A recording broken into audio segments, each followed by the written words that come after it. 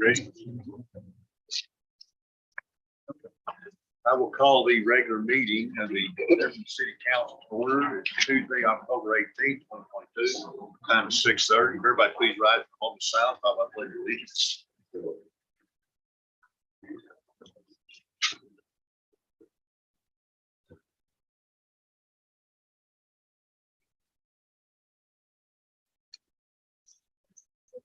Allegiance to the flag of the United States of America, and to the republic for which it stands, one nation, under God, indivisible, with liberty and justice for all. First on the agenda is consent agenda. We have minutes, September 6th, 2022 special council meeting minutes, September 6th, 2022 regular meeting minutes, and September 20th, 2022 regular meeting minutes. We'll entertain a motion. We're not gonna add the financials into that. Are we doing those separate? It's all under the consent agenda, Mayor. So you can Okay. handle it all. So then item B, financials for September 2022. I move we approve the consent agenda as read. Motion made second. Any further discussion? I'd like to know if we could possibly get the financials ahead of the meeting. Yes, so I did want to add this caveat on the financial reports. These are not year-end numbers. Even though it says September 30th, we're still working through, even until 20 minutes ago, still processing all the last minute year-end invoices and things. So these numbers are not final, and it's always hectic in September. Traditionally, council hasn't been provided with September financial reports, but we wanted to give you something tonight so you at least had an idea of what we were looking at as we go forward. So expect in 2 weeks at the regular city council meeting, we'll bring forth some budget amendments so that we can have those final numbers ready for you here November 1st. Any other questions? Well, just a comment on Johnny's. We would really like to have the end of the previous month's financials at least no later than 10 days into that next month. They may not be final, but I don't want to sound ugly, but getting these numbers 20 minutes before the meeting is not, we don't even have time to look at them, let alone the gist. We're not disagreeing with you. What we're pointing out is just we have had a lot of extraordinary circumstances this year that have caused creating these financial reports very difficult, especially year end, between ARPA, Texas Water Development Board, the 2020 bond package, the new system that we just implemented, the $500,000 from Tarrant County ARPA. So we've got all these funding sources that have all intermingled. I can't tell you, I'm surprised there's hair left on my head today, just because that is all we have been focusing on to try to get these out to you as quickly as possible. So we've had some extraordinary circumstances in this case, and we will work to get these to you soon. But our, I don't know if it's a consensus, but our thinking is that this is a monthly thing. Exactly. It's every month we get them either emailed or put on the desk 20 minutes before the meeting. Now, and we understand it's a movable thing. We got that. We just want to be able to look at it before the meeting so we can discuss it. Actually, it should be with the So- agenda. When we get the Yes. agenda, we should have the financials too. If you don't feel comfortable approving these tonight, then you can move to remove this from the consent agenda item. You can table the financial report, so you have an opportunity to look at it and make the official motion on it at the next meeting if you'd like. They'll give you 2 weeks to look over this stuff, and then we'll have budget amendments for you at the next council meeting.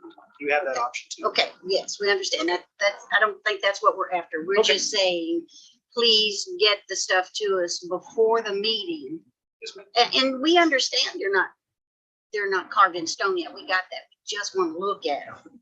And then if there's something that we have to question, or if you guys say, hey, look at this line item, it's since been changed, whatever. We just want a chance to look at it. Okay.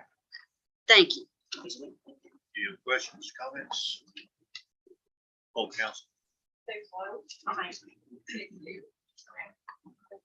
Abstain. All right. Hold up. You can't say. Thank you. No. No, I mean, yes. Johnny, man. Aye. Next time, some presentations. We had Boys and Girls Club of Sis Fort Worth, that's Tarrant County, correct? And we have Marcus Hicks and Matt Sinclair here to make the presentation. Good evening, everyone. My counterpart over here, Marcus Hicks, said we will probably go through this trying to share the same microphone, so I have been nominated to come up with this presentation. I know you all have a really full agenda, so I want to say how much we appreciate your time. I will try to go through this as quickly as possible. We're really just here to talk a little bit about what the Girls Club of Tarrant County and our potential partnership with the city of Everman. So, Mindy, would you scoot it forward?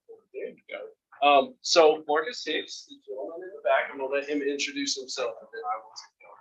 So Marcus Hicks, used to be over 20 years, patience, really excited.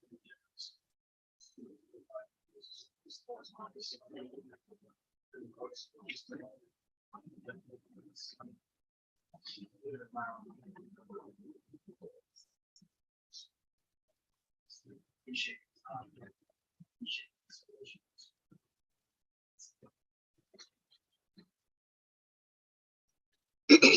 Awesome. So I will tell you this, I have two sport coats that I own. One is in the picture and one is on my back as of right now. So I wanted to make sure I dressed professionally to come out here. Matt Sinclair, I've been around youth development for about 20 years. Started with the Boys and Girls Club in 2007, have done everything from gang intervention work to running a facility to working in administration across Arlington. One of the things that it doesn't mention on the slide is that I am from Everman, Texas. I'm a proud graduate of Everman High School, class of '98. Mindy and I go very far back. We were just reminiscing prior to the meeting. But one of the things that I'm especially proud about being here today is as we talk through these things, this is my parents still live in Chambers Creek. My grandfather moved here in the 1960s. My mom was Everman class of '74. So my history with this community runs really deep, and it's something that I genuinely care about. So as we talk through kind of the things that we have to present on today, I just wanted you all to know that it comes from a really special place for me, because since 2007, I've been bugging our CEO to bring Boys and Girls Clubs to Everman, and now hopefully we're starting to see that happen. So wanted to make sure you all understood. If you want to check my Everman pedigree, you can ask me about it. Use the cement factory as a shortcut from Chambers Creek to the Homo area. There is a statute of limitations on trespassing. I looked it up before I came and made sure that I wouldn't be in trouble.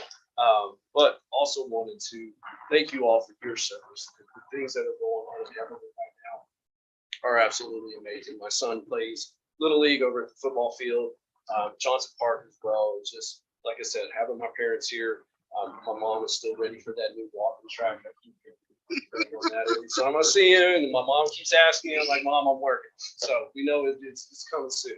But definitely excited to be here. It's been kind of a passion project for me. I've had the opportunity to work in a lot of other communities, and I'm excited. So just kind of the things we're going to talk about today. Briefly, the history of our organization, kind of when we think about leadership information, the expansion. So we're in a time of significant growth. We were talking prior to the meeting about how much it's grown in South Tarrant County, and we are growing with that population explosion, both Tarrant County and even further beyond. Conversations and key findings. So we'll address that just a little bit, and then just close it for the future. So history, we are almost 100 years old. We started in 1926, so we all familiar with Fort Worth, our initial location. Is on Hemp Hill and Allen, near South Side. That was the Panther Boys and Girls Club. Actually, Panther Boys Club when it initially started. It was one of the time when I came to the planets. But started out of an old church, and so we're the oldest Boys and Girls Club organization in Texas, as well as the biggest. In 2018, Boys and Girls Clubs of what was in Greater Fort Worth, Boys and Girls Clubs of Greater Arlington merged to become Boys and Girls Clubs of Greater Tarrant County. We have a scope that runs from Las Vegas Trail to Mansfield and everywhere in between. So when we talk about expansion, you all know the population of North Texas has grown significantly over the last 10 years, right? With that, we have a lot of opportunities, but we also have challenges. We have people that need affordable housing. We have people that need resources and healthcare and all these different things. But on our end, we know that there's kids that need services. And that's kind of what we do. So during this conversation about growth, one of the areas that consistently comes up is South White. So we're thinking about Everman, Forest Hill, Crowley, all those areas that maybe don't currently have an expansive list of services, especially when it comes to youth. Our footprint has consistently been in Arlington and Fort Worth, the central city. So you think about 820 Loop, that's where our clubs were always placed. So we had 3 clubs in stop signs because that was where the need was at the time. What we're finding now is that need is starting to disperse into other communities. And we know that we have a responsibility to find those communities and come and be able to provide these services too. We've been identified just in conversations with Dr. Donaldson and some staff over there. There's over 5,600 students there, right? And if we look at the support services that are in place for young people, we know it's grossly inadequate. We don't have a lot of safe places for kids to go after school that are supervised and structured. I'm over here all the time. Like I said, I bring my son to football practice. I do rely on my parents a lot for picking my kids up after school, and they go over there and have snack and do all those kind of fun things. But we see it, like when we drive around the community, I'm sure you all have too, groups of kids just hanging out on the corner, right? Or just walking around that may not really have a destination to go. And so I think that's kind of our entry point. When we start talking about the services that we bring, it's just a safe, positive place for kids to go. Right, that's the lowest level. Then we start to talk about pre-college prep. We start to talk about intervention programs and all these other things that we can help to provide. But I think first and foremost, it's just giving kids a great place to go with positive adults. So these are just some of the outcome areas that we have. We have academic success, healthy lifestyles, character, and leadership. Under academic success, I'm going to break this down, not read it verbatim, but kids who go to Boys and Girls Club are on course to graduate higher than their peers, make better grades, miss less days of school. In terms of healthy lifestyles, they're far less likely to use drugs, to vape, to engage in risky behaviors. And then in character and leadership, far more likely to be involved in leadership programs both at school and in the club, as well as to volunteer in the community. So key conversations that we've had, I will, in the interest of transparency, let you all know that the first key conversation that started this whole thing was between Mayor Richardson and I at a little league baseball game, because his grandson and my son were on the same baseball team last spring. I approached Mr. Mayor and the bleachers and I said, hey, what do you think about us talking about the Boys and Girls Club? Great idea. And from that, we've been able to have a number of key conversations. Amazing what you can accomplish in sports activities, right? So with that, we've had a conversation with the mayor, Craig, with a variety of people from the city, with Dr. Donaldson. We've had a conversation with Commissioner Brooks' office, parents, the Everman Youth Sports Association, as well as students and young people within the community. And what we found from those conversations, number one, lack of quality, affordable after school and summer programs. We hear this. We were out at National Night Out with our big Omar and bus the other day, and there was a consistent conversation with parents that came up about, we need Boys and Girls Club here because we need someplace for our kids to go. We can't afford to send them to certain places, and there's not really anywhere else while I'm at work for them to go and participate after school. The other thing was mental health support. This isn't just around everything. This is everywhere. One of the things that we're seeing in terms of mental health is that this need has increased substantially throughout COVID, right? And so now kids are coming back out, trying to socialize them, but there's a lot of mental health issues that came out of the pandemic. And so how are we responding, both as a community and as an organization, to address these things? Workforce development and college readiness. These are both programs that we have within the organization, but in our conversations, especially with the school district, how are we preparing our Everman students to be ready for that next step? Whether that's college, whether that's being ready for the workforce, talking a lot about kind of the economic development of the community. We have large hiring companies right in our backyard. We have Alcon, we have Bimbo, we have Coors. All of these places are hiring for trades and well-paid jobs. How are we getting kids access to be ready to take those careers on if they're available? And then finally, intervention and prevention support. One of my roles within the Boys and Girls Club, or while back before I had as many children as I do now, which is 4. I worked with a program that we have called Coming Up as a gang intervention program. One of the first and largest in Texas. It's funded through the city of Fort Worth, but its whole job is violence intervention. We work with gang involved youth, ages 13 to 24, and what the program is set up to do is identify trouble spots, intervene, form connections with youth, and stop violence, right? We all know some of the challenges this community faces. We all know about it, I think, especially if you're around this community any amount of time. There's a ton of wonderful things, but there's also challenges, right? And so we have the capacity to bring in some additional programs to start to help support Craig, crime initiatives, violence initiatives, and prevention initiatives.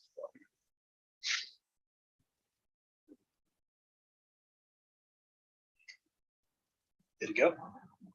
Oh, there it is. Yeah. Go twice. Okay. So you might be wondering, well, how does all this add up in terms of money, right? We always have to have this conversation. And so what we tried to do was put together a few models in terms of how we can support programs, especially focused in the after school side. The 3 models that we have, as you see up here, one, and we do all of these. We're currently doing all of these right now in different locations with different partners. So our school site model, and what you're looking at is 2 different types, right? School site model is where we serve young people at school in an after school setting. So let's say I went to Bishop and Souder. I'm in Souder. I would provide an after school program with either a full-time or a part-time youth development lead, and then 2 part-time staff to help support. With that model, we can have about 50 kids, membership of about 60. That would be a Monday through Friday after school till 6:30. Provide highly enriching programs. The kids are able to come to after school, parents pick up. And it's a really great resource. Like I said, I have 4 kids, and so childcare is always a big challenge, right? With that model, it is generally the less expensive because you're utilizing somebody else's space and providing those services on site. The next model is a facility model. So if you think about if you have any experience with what traditionally comes to mind is a building, right? It's the Panther Boys and Girls Club that's been around since 1926. And so with this model, what you're looking at is a far bigger staff footprint. So you have a branch director, you have 2 full-time program specialists, and then you have 6 part-time body assistants. So with that model, you can serve up to 400 kids in membership with an ADA of 200. So our larger clubs that are built out like this, as I mentioned, I used to run the North Fort Worth Boys and Girls Club over in the Stockyards. We had a model that was a little bit bigger, and a facility that was a little bit bigger, but I would see 300 kids. And so if you think about scope, this is one location. You can provide transportation from the schools to multiple places, and kids would all come here. It's facility-based, gym, it can have all these different things. But kids would go there after school with the same premise that it provides this quality after schools. Finally, we have our mobile model. Those of you that were at National Night Out got a little sneak peek at that. We had our RV. It's a really cool way to bring programming into communities that maybe don't have space or school sites already active. In that mobile model, we're able to bring in STEM, music, art, all these different things. It's just we have to utilize another person's space. So we can pop up. During the summer, we programmed out of Stallion Point. We were there every Wednesday. We pulled them over and put it in. We did programming with those kids for the entire afternoon. They were able to come out, play video games, do STEM, do music production, all these different things. And we're able to kind of move it around. So if you're looking at what that staff structure looks like, we would allocate some of the mobile resources, which typically are an RV and some Sprinter vans. We take those out to different locations. We would have a full-time staff and 2 part-time staff allocated to just focus on everything. We're looking at that model. So when we look to the vision of it, we have this kind of scope. We don't ever want, and I think we talked about this from our initial conversation, but the whole idea is to be sustainable. The last thing I would want, either for this community or any community that we're coming into, is that we're here for a year. Because we didn't plan correctly, we didn't build correctly, we didn't have the correct amount of community support. So when we look at how we grow through markets, this is kind of the strategy that we utilize. utilize, right? So if we look about at feasibility and exploration, these are those initial conversations and say, hey, is there a need? Is there an interest? Are there things that we can bring to this community that are of value? And two, we start to talk about securing a plan and resources. So right now we're kind of in that phase. We're talking about, okay, we've established that there's a need, right? We established that there's interest. Now, what is the correct model and how do we fund it, right? Three, piloting services. This is where we start to build out what that looks like operation. So we've done a little bit of that in terms of bringing the mobile unit out and being able to kind of start some programming on site. But this would be more in terms of how do we look at this going forward? What is the model that fits Everman, fits the needs of the community, and helps to really bring about value for the young people that are here. Four, when we talk about expanding service locations, sometimes when we go into a new community, we'll start with, like if we're talking about school sites, we'll start with one model location, right? To understand what the need is, understand how this program can be developed, but to also kind of show what we can do, right? To be able to show parents, to be able to show students, to be able to show administrators, city council, mayors, city manager, everybody, what it is that we're able to provide. And I think I wouldn't be here talking to you all today as somebody that comes from this community if it wasn't something that if it wasn't something that I felt like, if given the opportunity, we could provide a lot of real value. And then finally, strategically grow. So our real objective is to be able to become part of the fabric of this community, to bring a resource in that's needed, but to also be a partner. As Everman grows, as Everman ISD grows, we want to be a partner with that and play a role in helping the students and the young people be successful. So I'll be quick, right? Any questions, anything that I can help to clarify? I know that's a lot to digest in a small amount of time. I also do want to make you aware a lot of this is kind of higher level stuff. If you need additional detail, whether that's around budget, whether that's around programs we already have operating, additional information on anything we talked about today, I'd be happy to provide that. I have two questions. Sure.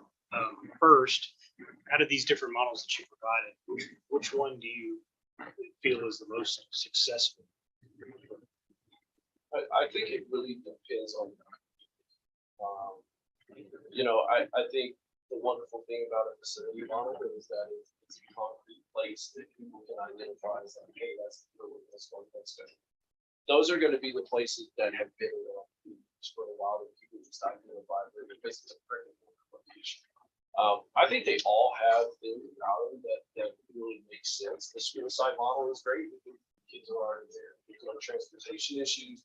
Kids just walk to class after school. The parents can just pick them up in the school anyway. You can really build stronger relationships with school administrators and the criminal fabric of that school, so that you're helping with testing and all this.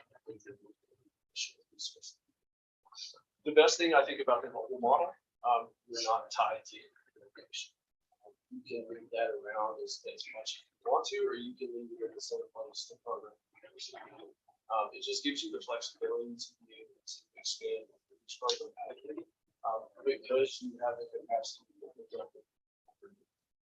Okay, and the costs that are on this spreadsheet, are these your total operating costs? Yeah, so these So are this is what you'd be looking to achieve. So if we entered into partnerships with other entities, we can split that cost amongst the other entities to reach that goal. And all of this, so I want to make sure it is very dependent. So let's take the facility.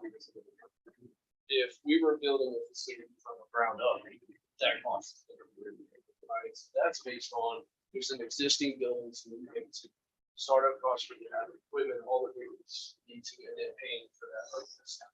So all of it can be an incremental increase, decrease, depending on what that model looks like within that specific styles. But those are a good, what I really try to do is provide kind of a higher level of what it would take to and to operationalize the startup. My last question, you talked a lot about serving Everman ISD students. Obviously, Everman ISD is bigger than just the city of Everman. So I'm assuming kids that live, and you're looking at not where they live, but where they attend schools. We're talking about kids that technically live in Forest Hill, some in Fort Worth, some in Tarrant County, some in Everman. And I think the reason for that in all of our conversations is that The school district, of course, has a far bigger, right, because of where it serves. I mean, when I was growing up, I had friends in Highland Springs and Hallmark, Floresville, and all over the place, Redmond. And so our goal is to be able to impact as many kids as possible, right?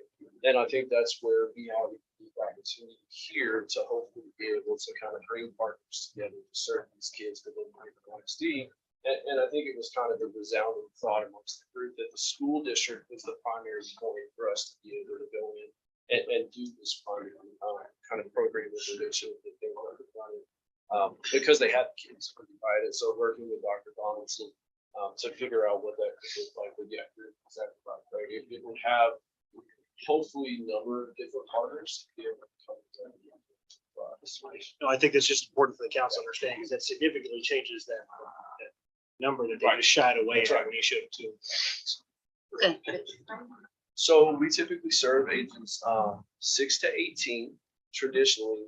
I will say this, in our partnership with Arlington ISD, we have begun to serve pre-K and up. That's been a big thing for that school district specifically, that they wanted to be able to provide pre-K care after school, so the parents were enrolling their students as a pre-K and we do have some auxiliary programs that coming up. That goes all the way up to each. When are you looking for this to come about? And also, is this going to be year round? That's a great question. So what we've kind of thrown out tentatively, we would like to look at least some sort of program startup next year. So looking at 2023, 2024 school year. We want to be able to provide services year round. I think the question with that is if it's the school site model, how does that work within the district's policies? But yes, we provide after school and summer programming with the understanding that summer can almost be as much, if not more important for families as school. Okay, I know that I worked at the high school, taught at the high school for quite a while. I know that some of our students are older than 18. If they were involved in this, would they have to stop coming on their birthday when they turn 19? That's a great question. So the idea behind this club is a continuum of services. And so we want to get kids in as young as pre-K, begin to have them be able to access all the things that we provide. There's never going to be a time with us saying, you're 19, we wash our hands, right?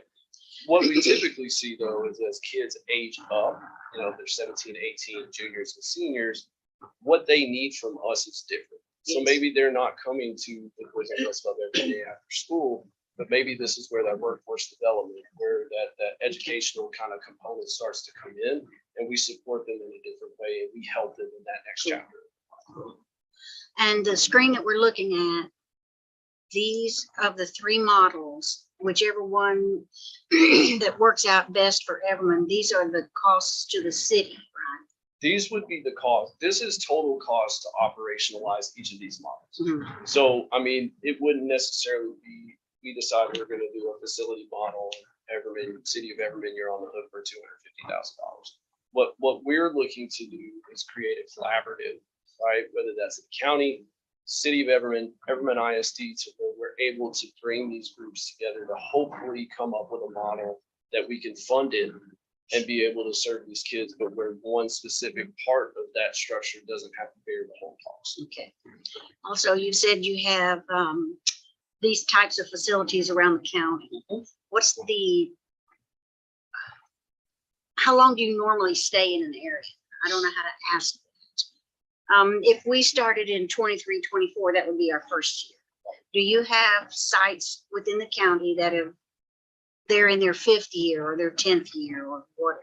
How many years do you go? We go, as long as we can. So think about like a lot of our standalone locations have been around 50, 60 years plus. When we talk about our school partnership, so I'll use Arlington ISD as kind of what we use as an example. We've had a relationship with them for 20 plus years.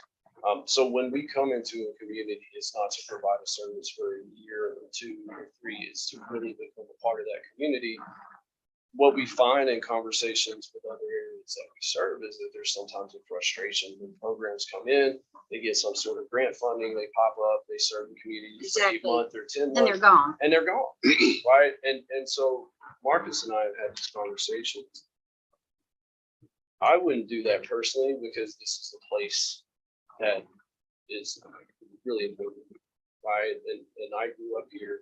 I wouldn't want to do that anywhere, but I'm still a part of this community. And so I don't want to come in and say, hey, you know, we're going to come in, we're going to provide this great program, and then a year from now, we're gone. That's not the point. So if it means we need to delay as we build this out to make sure it's sustainable, then I think that's good. Okay, name 2 places that y'all are, that, I need the names of the places that you've been 5 years or longer. Okay. So Panther Boys and Girls Club 1926. No. That you guys have this kind of facility set up and running. And Which type? The Pick school one. side. pick one. I just want to see longevity in Okay. what you guys are doing. So in the county, name a site that you guys, I don't mean 1925 when it Right. started. Name a site that you guys are at, that you've been there 5 years or longer. Okay. So everybody's familiar with the Las Vegas Trail area. Mhm. We entered into a partnership once the creation of LBT Rise. Have y'all heard of that? It's a nonprofit that kind of has been able to really garner a lot of support to bring resources to that community. Right? It was identified as an area. We were able to start a Boys and Girls Club in an apartment clubhouse in a public housing area, Las Vegas Trail. Ran a club out of there for about 4 years and just transitioned into an actual community center facility where we have a full space for boys. Okay, Um, so 4 years, That was there. 5. 5, okay. Yeah, that was okay. 5. We've had relationships with Fort Worth ISD, where we run sites on campus, beside middle school. We have partnerships with Uplift charter schools to where we've had locations on those sites and also served them off-site as well. As I mentioned, Arlington ISD. And I'd be happy to provide tours and provide you with contacts within those organizations that if there was a need to kind of vet what it is that we're talking about or what we would do, we would happily provide that as well. Cool. I just wanted to put you on the spot. You can put me on the spot. I don't and, understand. and to have you pull up in your Oh, yeah. head, Well, name a space and how long have they been there? And I've been around for a while, like I said, so I've had really the privilege to be able to work in a lot of different spaces with a lot of different people in a lot of different programs. And I think when you look to organizations, especially in youth development, for longevity, Yeah. I feel like we are able to bring that. Good.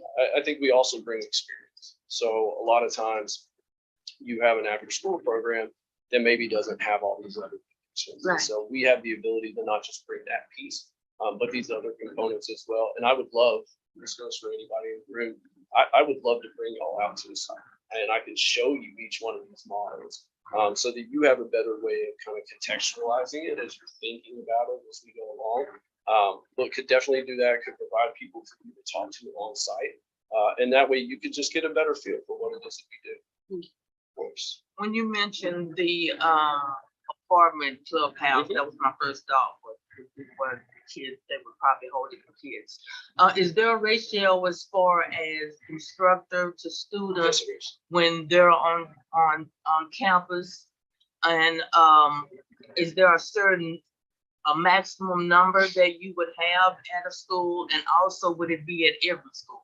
So that really is dependent on the school. And so I think working with them to identify where those locations are, we really like to be good partners to those spaces that we're in that are shared, right?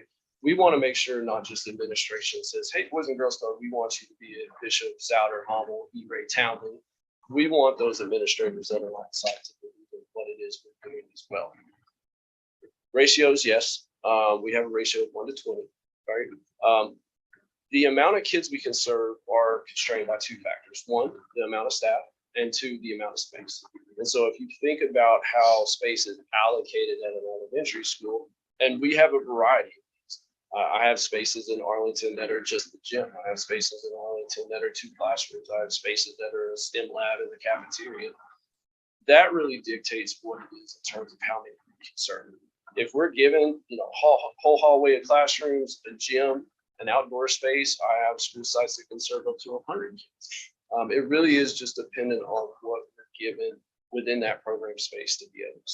So it would probably be the school that would determine which school. That's exactly right. We typically we have found from a relationship standpoint that it's best to trust and not come in and dictate. That's why when we're coming in here today, we're not saying City of Everman, this is the model you've got to have because it says so.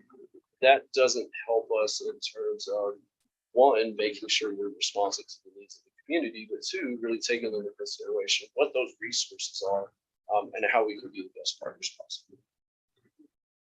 And if I can just add this, so this is extremely appealing to me because as you all are aware, and I know you're very aware, Ms. Mackey, we have a significant gang, drug problem, and mental health problem in our school district. It would cost more than $79,000 to hire a gang intervention police officer to go in here, do this, and develop a program from the ground up. We have an opportunity to partner with somebody like Boys and Girls Club that already has a successful program developed and has the ability and resources to go in there and interject this, really help out with a crisis, I think, that we're facing. So it's been very appealing to me. What I'd like to do tonight is just kind of get a general consensus from council that you're in support of this. And if so, then I think we keep the conversations moving. We reach out and work with the Boys and Girls Club to set up meetings with the Everman ISD, Tarrant County, and potentially even Forest Hill as a partner on this, because I know it's significant for our students come from there, and see about collaborating together to come up with the best solution for this going forward. Because ideally, it's gonna work for all of us. I like it. I think we need it. Academy, have you guys talked about With who? Uplift Academy? We actually have a long-standing relationship with Uplift, so we work with them kind of at an administrative level. We haven't had anything on site with the campus that's right next to Salvard. But that definitely is in our wheelhouse to be able to expand into that we're seeing as a pilot. Everybody good? Moving forward? This. Done? We need this. Everybody's in agreement. Awesome. Well, thank y'all so much Thank for you. the time. I appreciate it, and go Bulldogs. Thank you. Thanks, Matt. Thanks, Mark. Okay, next item, citizens' comments. Do you have anything? We do. Mayor, we've got and I'm gonna mispronounce this, Luan Murdaugh. She would like to speak to council regarding applying for a permit to share life insurance awareness information and free financial game plans, educational documentation. Come on up.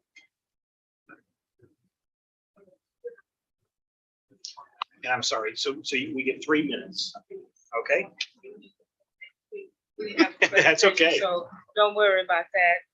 Again, when I say good afternoon, I come here on the pretenses of I need a bid. I don't want to be put out of anywhere because I see the need of no GoFundMe. I'm so sick of GoFundMe because our families are not properly protected. And you can see this as I brought this. You can.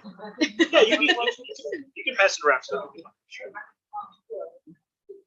Have house insurance, have car insurance, some even have phone insurance. Something's wrong with this picture because they don't have life insurance.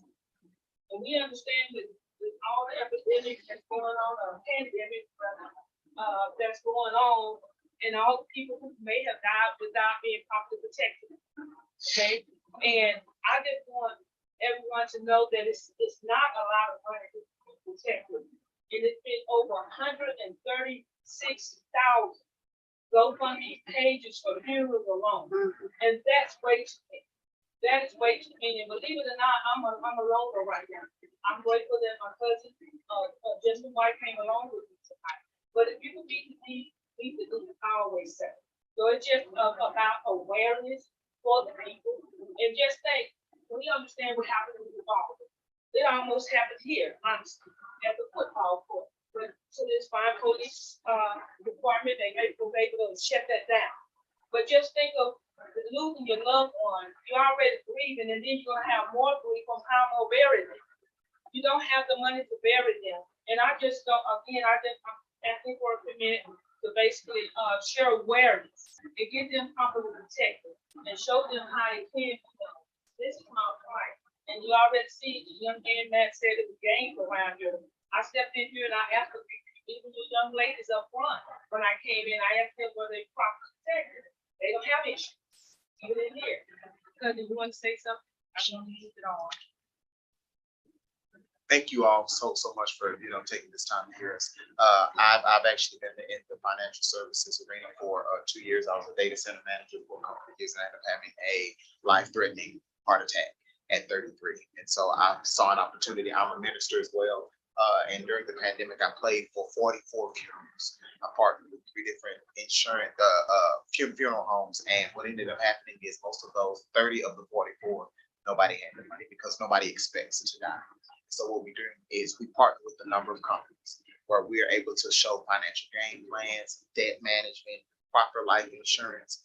And that way be able to show people based on what their income is, how they're able to be able to create a financial gain plan so that they're able to make sure that their families are covered. And if it's beneficial for them, then wonderful. But if it's not beneficial for them, hopefully they know somebody that can speak with. Thank you. Oh, You're okay. we were trying to make the 3-minute mark. You're okay. I'm a preacher, so I tend to be a long one. You can ask any clarification questions, or if you want it on a future agenda, it's up to you.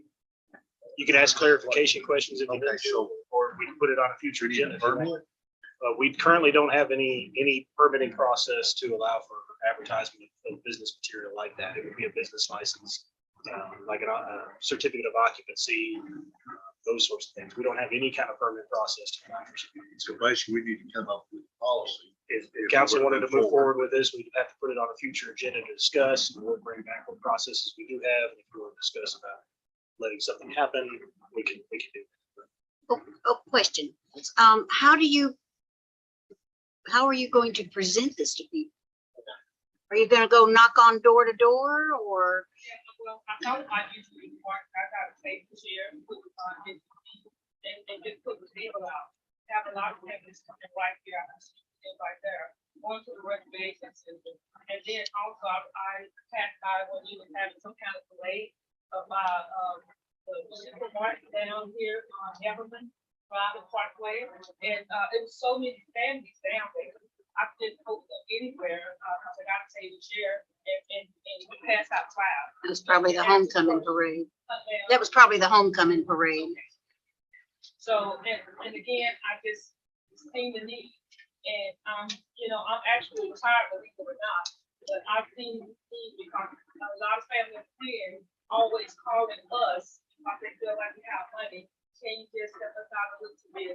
We did whatever you can, see, but just be properly protected, Do you have a business card by chance? I don't, you know what? I have one. Do you? Perfect. Let me email you some information, because we've got some things that you can certainly be a part of. And we'll discuss this with. Okay, perfect. Not a problem. And we'll follow up with you by email. All right. Thank y'all. Thank you all. Thank you. Thank you. Thank you. So Greg, what do you need from us? You need a consensus or? No, I just need to, if you want it on a future agenda, I can put it on a future agenda to review that permitting process if you like. But for now, I'm going to follow up with them. I'm going to review our permitting process. We'll certainly look to include them on our events. This sounds like it's very in line with what we try to get as far as vendors for our special events and stuff. Yeah, at a minimum that, yes. Thank you. Thank you. So we're good with that, right? Yes. Okay. Next item, item A, upcoming city events. All right, I hope you have your pen and paper ready. We've got a lot of stuff coming up, so I just wanted to make sure all of council was aware. And dates. And dates, yes. So we have our second senior citizen meeting that's happening this Thursday, October 20th at 6:30 p.m. at the Civic Center. First one, we had a pretty tremendous turnout, so I'm expecting probably the same, if not better, at this next one. Also, this Saturday is just is the 22nd. That's going to be the anniversary of Sergeant Alex Marengo's passing. We don't have any formalized plans for an event that day. The family has some informal plans that they're doing here in the city. So you may see them here, but it's not a public event or anything like that. It's primarily just family. Also, early voting starts on Monday, October 24th, and that's here at our Civic Center. So our Civic Center will be occupied for about 2 weeks during that time for early voting. Are they using the, 8 a.m. right? 7 to 7. Do you have dates? So we said October 24th through the what? Give me just 1 second, I'll tell you. October the 24th through November the 4th. And then election day is actually November the 8th. Also, next Thursday, October 27th at 6 p.m. at the Forest Hill Civic Center, they are hosting a town hall meeting to discuss the Southeast Connector. That is the large interstate project right here at 287 Interstate 20 and Loop 820, and how that's planning to go forward. So representatives from TxDOT will be there.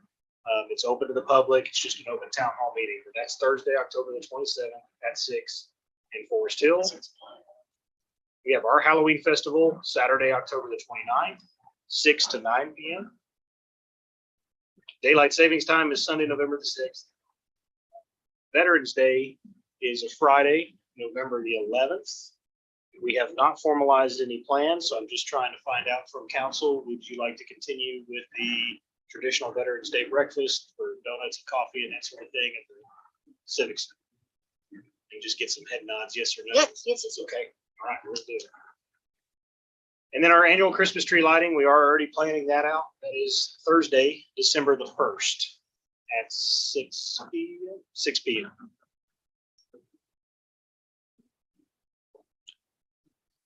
The veterans, what dates do you have for the veterans? Friday, November the 11th. If we're gonna do the breakfast, normally we do it 8 to 10, I believe. 8 a.m. to 10 a.m. as a come and go event. November the 6th is daylight savings time. I just didn't want you to forget that.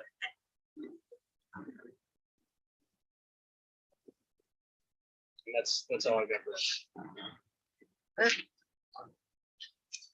Let's keep it as busy. Okay, next item B is consideration of appointment and or reappointment of citizens to select boards, commissions, and committees. So this is just a discussion item this evening. We have several board members who are up for reappointment. Their terms have expired. So to remain on those boards, they will need to be reappointed by the council, or council will need to select another board appointee to put in place of. That option is completely up to you. I wanted to put this on your radar because not only do we need to look to fill these boards here, but the city attorney, upon reviewing some of our ordinances, is making a recommendation that we terminate or not terminate, shouldn't be that word, but we essentially rescind the ordinance that allowed the city council to serve as the Board of Adjustments, and is recommending that the Board of Adjustments be an entirely separate board, which means that board will need to have at least 5 members on it that council will need to approve. Now, who was previously the board of adjustment? Right now, it's city council. really? By ordinance, you serve as the Board of Adjustments. The attorney is recommending that we change that, have a separate Board of Adjustments, because there's no opportunity for appeal from the Board of Adjustments back to council. Yeah, makes sense.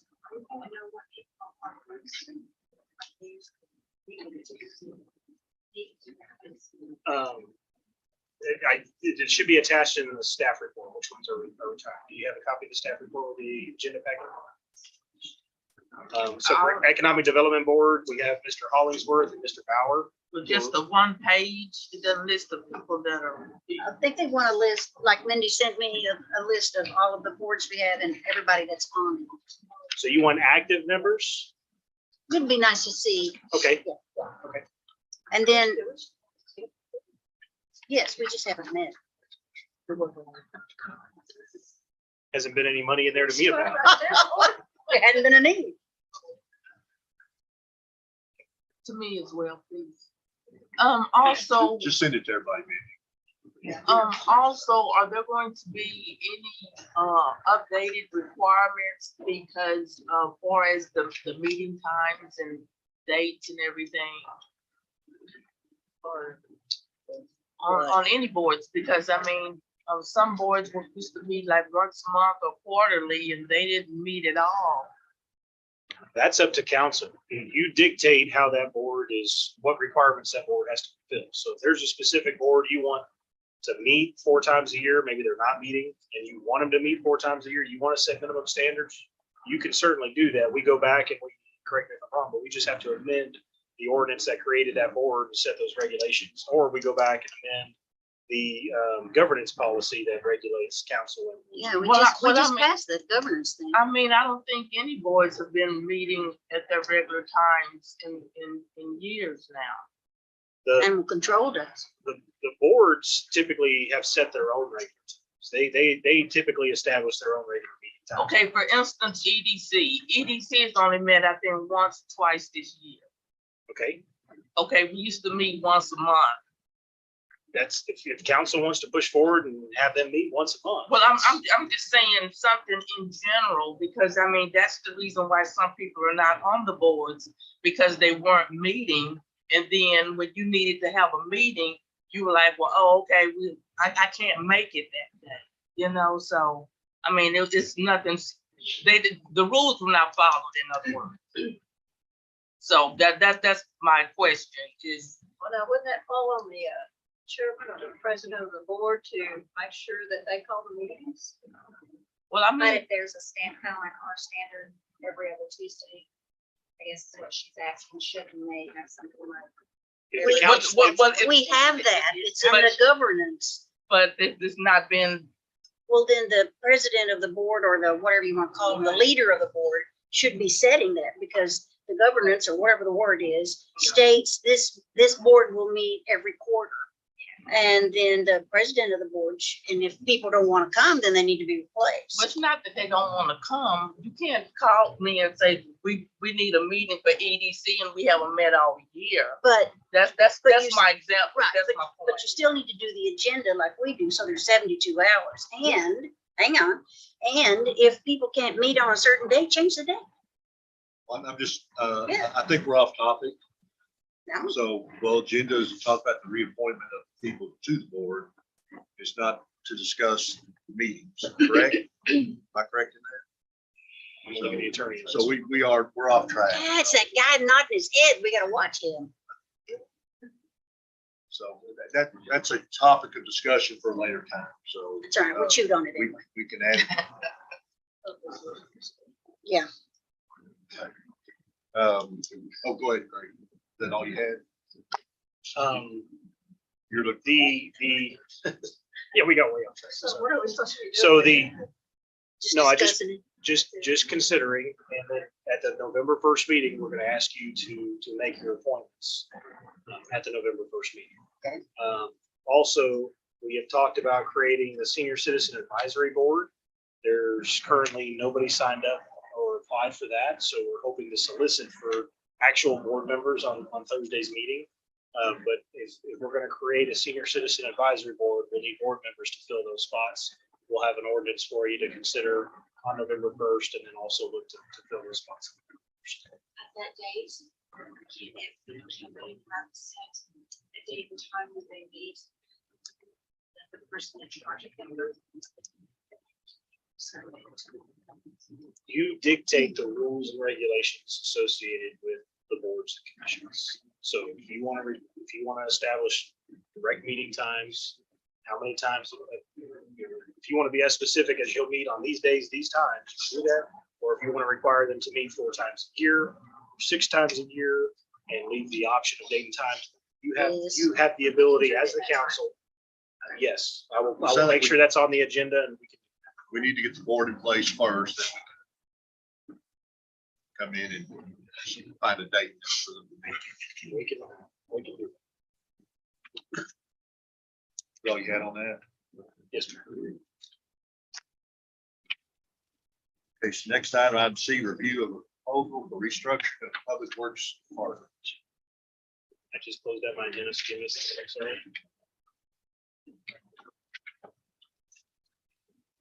All right, so we have Gilbert is here with us tonight to answer any scathing questions you might have. Just kidding. So as you all know, recently Mr. Jeffrey retired, and he served as our Director of City Facilities. This also means that he served as our building commissioner, which we must have on city staff there are duties associated with that. We have to have some sort of building official. There's two options. We can either look to fill that spot and have a full-time building official here on staff, or we can look at third parties. So we were exploring all of our options here. And we don't feel that the workload is enough to really justify the cost associated with a full-time building official. When you look at comparative salaries for full-time building officials, it's between $80,000 and $90,000 a year for somebody who holds all the certifications and things required to fill that spot.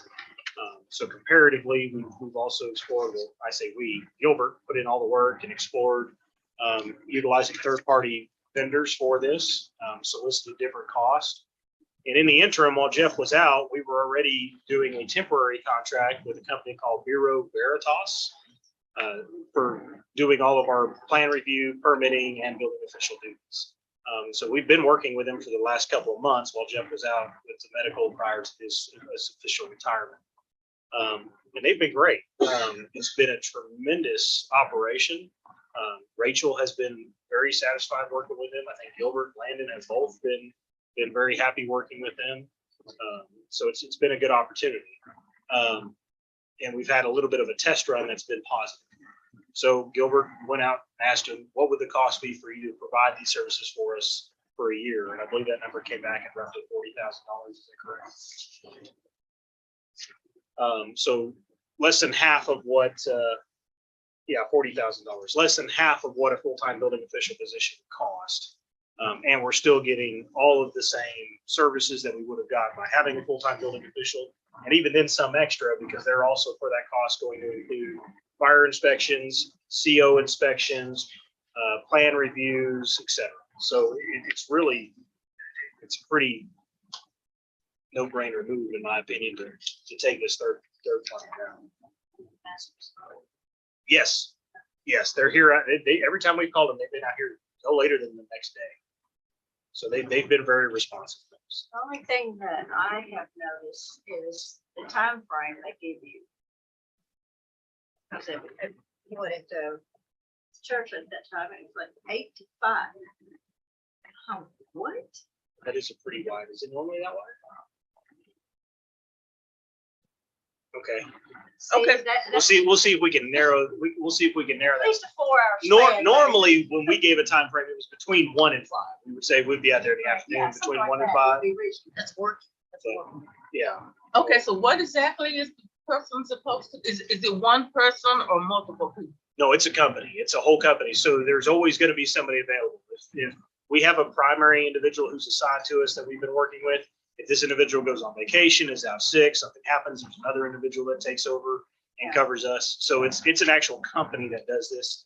They have specialty inspectors in different areas. So when it comes time for us to perform the inspections associated with the Hannah Ranch subdivision, which will be pretty extravagant, we can actually get 5 or 6 inspectors out there at once helping us do this, rather than one inspector trying to do all 202 homes as we go across. So it's a whole team, it's a whole company that's there. Okay, so is this person taking Jeff's position? Of That's this company taking that's Jeff? that's what we're proposing, is that in lieu of having a director of city facilities and a building official, we contract with Bureau Veritas instead. So we get 5 out, it's still the same price. No, it's not always going to be the same price. They're budgeted here. So and you also have to understand that there's a lot of inspection fees that are considered pass-through. So when we do plan review for certain developments, inspections for certain developments, those are all pass-through fees. So whatever the rate is that Bureau Veritas bills us, we turn right around and we bill that developer for. So that's a pass-through fee. Okay. The budgeted amount that you're seeing here is just for our standard operations, $40,000 a year to do our normal day-to-day stuff. Okay. The specialty inspections, those kinds of things will all be pass-through fees. Anything we're charged, we turn right around and we charge the developer or the person requesting that permit or inspection for. So the city's not out any additional fees for those. So we're not paying them $40,000 across the fiscal year. We're going to pay them what they go out and inspect that they charge us for, that we pay them for, with a cap of $40,000. Correct. It's going to be very similar to any other professional services line item. We're Like setting our a budget essentially of $40,000. That's what we're anticipating it'll cost. So it's not like it's a retainer. We pay them a chunk every month. Okay. So it says eliminate 2 full-time labor. Yes, let me so let me show you the current staffing model. Currently, when Jeff was here, we had the director of public works who oversaw the utility superintendent. Utility superintendent oversaw the water laborers. Gilbert also oversaw the director of city facilities and directly oversaw parks and labor. But Jeff was also kind of overseeing parks and labor. So it was kind of this very confusing of which guy do I go to? Who's actually my supervisor? Do I need to run it through Jeff or do I go to Gilbert? And so it kind of was this weird cross way of working. So what we're proposing is that we eliminate the director of city facilities position, obviously contract with that third party building official services in place of that. We eliminate 2 full-time labor positions. Currently we have 4. We're going to go down to 2 labor positions and then create a parks and streets superintendent position. So we're going from 4 to 3, but one of those is going to be the parks and streets superintendent position. So we're still going to have 3 in that department. Are we eliminating an employee? Yes, we are eliminating 1 full-time parks labor position. It's currently It's a vacant. vacancy. It's a vacancy That's currently. what I need. Oh, yes, I'm sorry. No, we're not terminating it. Okay. Well, Okay. with us contracting our mowing, we ought, I mean, we should splash Yes. that, right? We what? Okay, on here it says Just repeat proposed what you said. third-party mowing. When you did the budget, it was 40,000. It's increased by $10,000. The budget is 50,000. I thought it was 40. It was 40, unless you increased it by 10, because it was 40,000.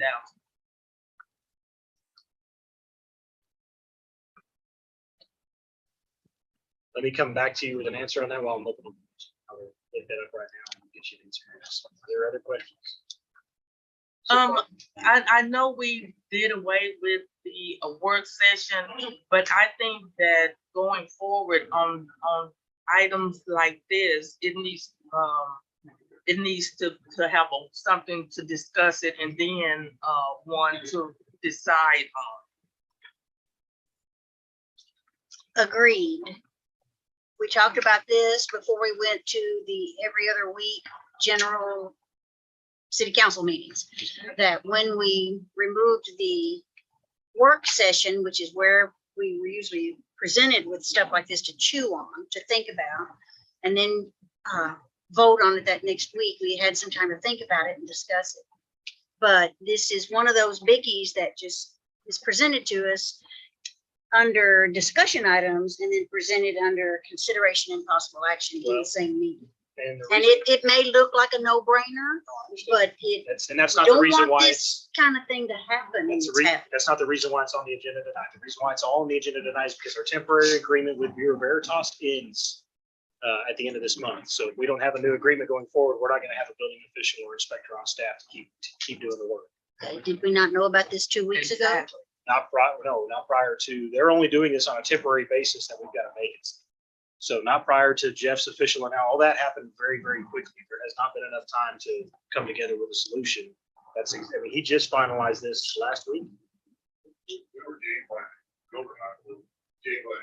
Last week of plans for fire, building, all that. So this has been very rapid. And also, is all of this in the budget that we have, we just approved? So this is going to save over almost, what is it, $30,000? 35. Yeah, anticipated. I'm showing anticipated savings, $28,284.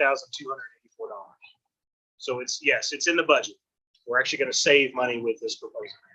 We're not asking for an increase in financials. But we're kind of restructuring our budget. No, Departments. no, all the departments are still going to fall in line with everything the way they are. We won't have to propose any budget amendments. Parks and streets were already combined to one public works. So the individuals involved with this are already in that one budget line. Okay. If you would look at the page that's proposed staffing structure. It's got Director of Public Works at the top. Under that is the new administration assistant. That's the page.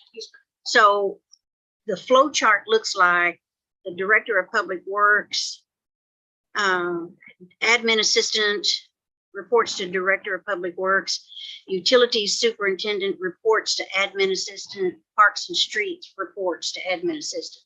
That's the way that looks. Is that what's gonna be? No. The lines are wrong. Yeah, the lines are just wrong. No. So third-party services will be reporting to the Admin Assistant? The admin assistant will be primarily coordinating all the services, all the outside services. Okay. Yes, that will be one of the responsibilities, is that administrative assistant will be communicating and coordinating with Okay, um, the third party services. okay. Thank you. I just wanted to check on those lines. Where is that person going to be located at? We're still working that through, but we believe in the civic center. We knew that question. Have your answers. So we have 2 offices and 2 small breakout rooms and the conference room in a huge ballroom. Where are you gonna put the administrative assistant? We have those 2 smaller conference rooms Mhm. are not being utilized at all at the moment. So if we were to move him or her over there, then it would probably be in one of those small conference rooms. So it would be part-time. And this person will only work for the Director of Public Works. That is correct. Okay. And Gilbert, do you want to talk a little bit about what his need, what your need Do is, the what headlines. exactly you would be expecting this individual to do?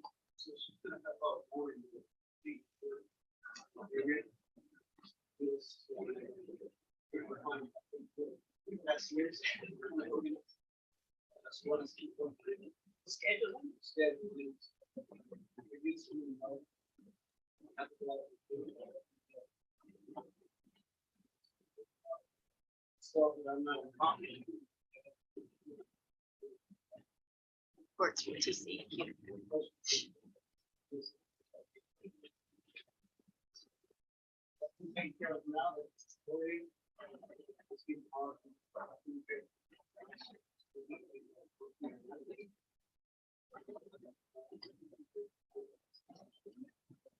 I was gonna ask about that sexist she. Okay, so you're saying you're gonna be more productive if you have somebody behind you taking care of the massive amount of paperwork that goes along with this job. Okay, There is a significant amount. I bet. I cannot even imagine the paperwork you have. Okay, It's a part-time position. yeah, Yes. you know. Part-time So position. pulling up the approved or the adopted budget, it does show lawn care services. The budgeted amount was $50,000.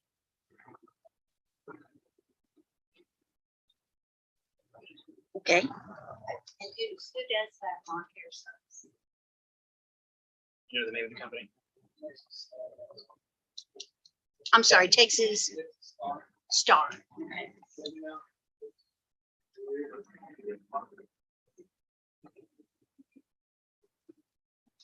Wasn't that a blessing? Yes.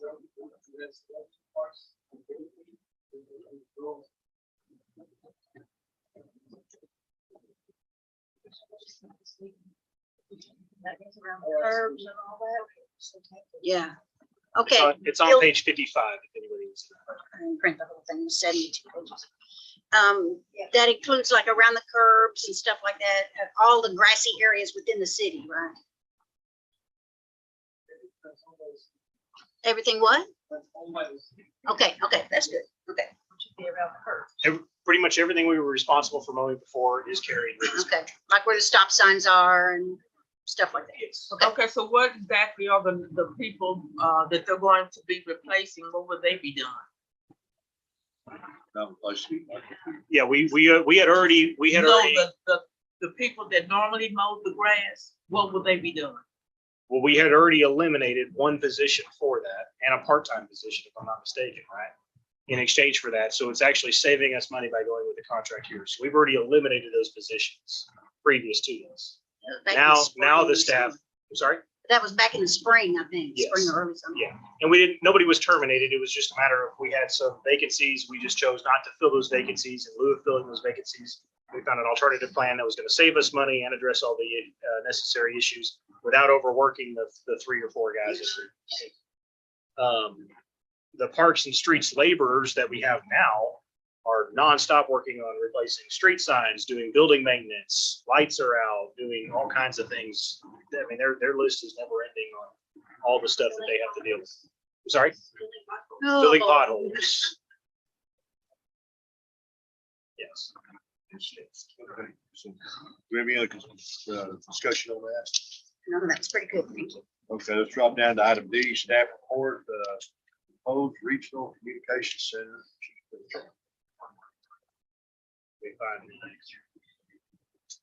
Are you ready? Go ahead. I'm just kidding. I'm just kidding. I told her I was just gonna throw her a bus. And I didn't have anything ready. Give me just 1 second here. I'm sorry. So we've talked about this numerous times before.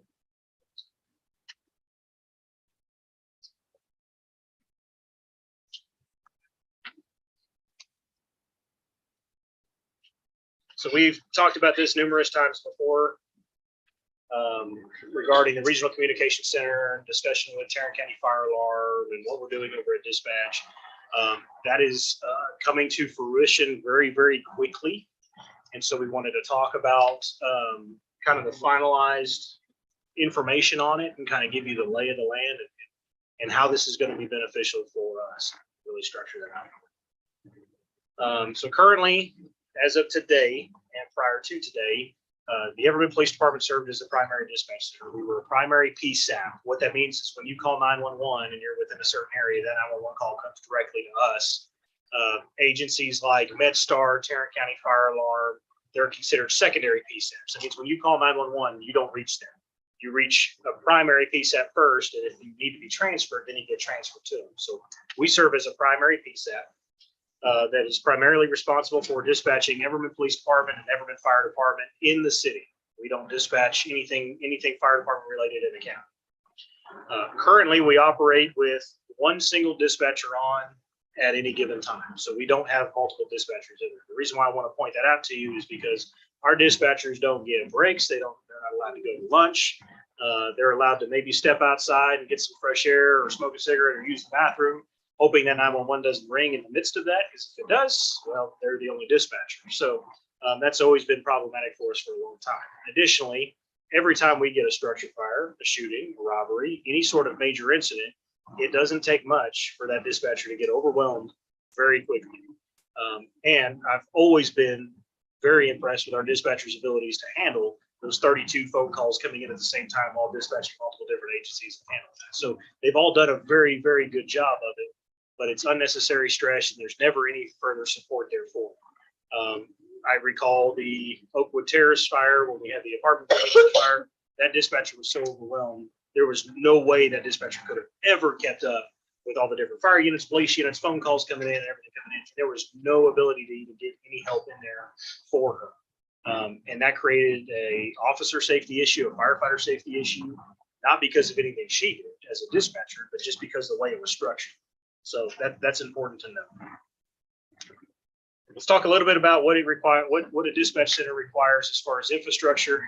We have to have dispatch consoles, 911 Vesta system, radio links, IP-based recorders, ultra-grade internet with fail-safe internets, computer servers, software licensing, UPS, and generator backups. And that's just to name a few of the things that a dispatch center requires. So currently, we've got several different dispatch centers. You've got Everman, Forest Hill. You've got Tarrant County Fire Alarm, Kennedale. I'm just throwing out names. I'm not saying all these are coming on board, but you've got all these different dispatch centers, and each one of them has to have that same infrastructure. They've got lines going to radio towers. They've got Ethernet links. They've got internet lines. They've got lines going to 911 all across the board. Each individual agency is having to pay for these services, right? And so in addition to that, they're also having to pay for all of the furniture inside of their centers. They're having to pay for all the equipment, the electrical bills, the gas bills, all the utilities, everything. And it just starts adding up more and more and more that each one of these individual agencies is having to pay. So the principle behind consolidation is we eliminate the redundant infrastructure. We go down to having one Ethernet line, one 911 line, and one internet line, just to name a couple. we've reduced our cost down to having to pay for one, and now we've divvied that cost up between all the participating agencies that are coming on board with the consolidation. So that's where we save money. This isn't a money-making enterprise fund. This is a reduction. This is going to reduce our cost of operations while improving our operations all at the same time, not just for us, but for every participating entity across the I'm going to show you here in just a second. We're going to get there. Some other additional benefits about a consolidated dispatch is it provides improved capabilities. So now we've got, and I'm going to show you our staffing model, but we're planning to have 2 police dispatchers, 2 fire dispatchers in there 24/7. So 4 dispatchers in there really improves our capabilities. Our dispatchers will be qualified and trained in emergency medical dispatching, which will actually help with our ISO rating and getting our ISO rating even lower. So all that stuff kind of contributes and will help increase our quality of services. It also provides on-site backup. So this dispatcher gets a call of a shooting, a robbery, a major structure fire, whatever it is. That dispatcher has 3 others sitting right behind him that can start jumping in and doing other tasks and helping out so that dispatcher doesn't get overwhelmed. That's something we haven't had before. Provides the ability for a dispatcher to actually take a break. Dispatcher wants to run down to Taco's Oasis and grab something to eat or step outside for a little bit and get away from all of it. It gives them that chance because right now they work 12 hours. They don't have that chance. Increased funding opportunities as a regional dispatch center. There is tons of money out there for regional dispatch centers, not only through just 911, but there's state, federal money left and right going out for regionalized dispatch centers. So there's a lot of opportunity there for money to pay for a lot of these things. Also, it provides increased job growth within our community right here. So we're going to look to add roughly 15, I think. No, I'm sorry. We're looking to add 11 full-time positions, several part-time positions, and all that's going to be impactful here within the Everman Con.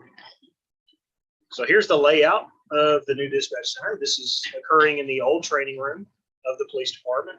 There will be 7 positions in here, which means we can actually increase staffing to having 7 dispatchers in there operating at any given time. Primarily, we'll be operating with 4, but on special occasions, 4th of July, New Year's Eve, major incidents, any sort of incident that requires additional support, we can increase that staffing up to 7. Here's some photos from back in, January, February, when the construction was occurring. All of this was a part of the fire station IT room that then expanded out and became much more than what it initially was. Here's some photos of the furniture that has been installed. And here's a completed dispatch position that's currently in there right now today that our dispatchers are operating. This is a significant upgrade from the other pictures I'm going to show you in a minute about the old dispatch center in the state of affairs of the police. 9 monitors. So agencies included, currently it's Everman Police, Everman Fire, Forest Hill Police, Forest Hill Fire, Rendon Fire, Hazel Fire, Eagle Mountain Fire, Edgecliff Village Fire, all as primary dispatch agencies. That means we're going to be primarily the only dispatch agency for those groups. Briar Reno Fire, Benbrook Fire, Saginaw, Haslett, Crowley, Mansfield, and Kennedale are all secondary. That means anytime that those agencies go out into the county area or are working mutual aid with any of the primary companies, then we take over dispatching responsibilities for that incident involving them, plus the countless other agencies associated with mutual aid. So we're touching a lot of people coming out of this dispatch. Staffing model will include 4 dispatchers on duty at any given time, up to 7 on duty for critical incident special events. Beverly is our director, or will be when you approve the job description and we get to that point, but she will be our director of communications. Below her, the goal is to have 2 dispatch supervisor positions who can actually be in there at any given time working with the dispatchers, helping train, managing all the call loads, doing case reviews, those sorts of things. We'll have 11 full-time dispatchers and up to 10 part-time dispatchers working roughly 8,000 hours per year. And with that, because we're no longer just serving Everman, we're looking at changing the name of the dispatch center itself to the Tarrant County Regional Communications Center, since we're going to be touching all of these other entities. We will look to bring some interlocal agreements to you, probably starting maybe middle of next month, to start contracting services out. And we'll look to start bringing and onboarding staff, hopefully within the middle of next month, once those ILAs are approved. The ILAs that are currently being drafted are the ones associated with fire alarm. So all the fire agencies, and then we're also in negotiations right now and trying to work through all of the logistics of Forest Hill being moved over here and us taking over dispatch for the city of Forest Hill. Any questions? Have we budgeted for this? It's gonna save us money. Yes. You said this will be effective in the next couple of months. So, the employees, will they be Everman employees or? Yes. Yeah. Okay, We so, will look to onboard them as full Everman employees, yes. so as far as insurance and everything, as far as budget wise, you said, has that been figured So- in? Yes, that's part of the agreements with the ILA. So our cost, we will recover our cost for employees, infrastructure, and all the things across the board as we approve those ILAs.